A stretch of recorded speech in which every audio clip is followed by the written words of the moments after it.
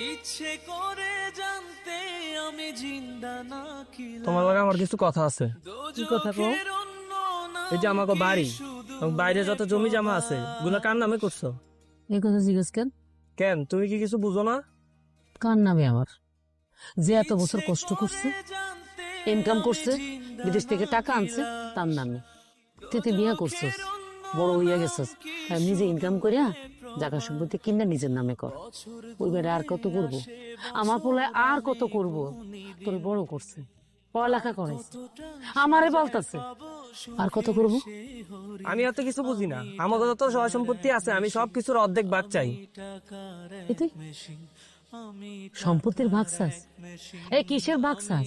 যেই ভাই নিজে বিয়া না করিয়া তোরে বিয়া করাইছে, বড় হইয়া কিন্তু সে চুপ মাইরা গেছে, বিদেশ থেকে গয়না কাটিয়ে আনছে, নিজে বিয়া করবো, নিজে বউরে পড়াইবো, সেই গয়না তোর বউরে দিছে, আর তার কাছে ভাগ চাস?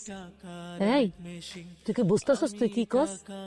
তুই যে আগে বিয়া করলি বড় ভাই রাখিয়া, গ্রামের মানুষের সমালোচনা করতেছে, যা তা কথা কইতেছে, মুখের মধ্যে সিসি দিতেছে, সব কিন্তু আমার বড় পোলায় মুখ বুঝে সহ্য করতেছে। কার লাগিয়া? তোর মুখের দিকে তাকাইয়া।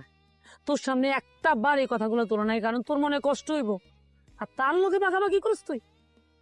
আম্মা, এটা আপনি কি কইলেন? বড় ভাই বিয়া করেন দেখে কি আতিক বিয়া করতে পারবো না? এটা কোনো কথা কইলেন? শোনেন, পোলারে বড় বাড়ি দেখা বিয়া করাইছেন, এখন তো এইসব কথা কইলে হইব না।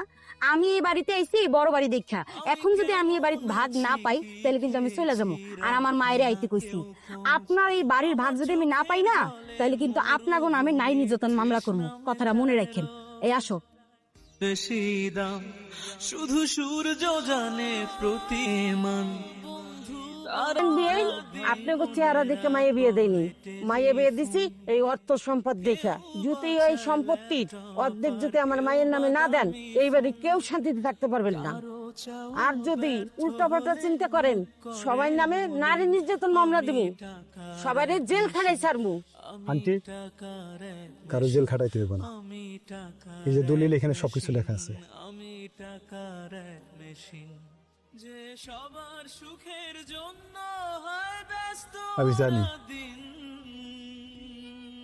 আম্মা আতিককে অনেক ভালোবাসে, টাকার এক ভালোবাসার কারণও আছে, আমি টাকার এক তাতে আমি আম্মারে দোষ দিব না। আমি টাকার এক মেশিন আমি টাকার এক মেশিন।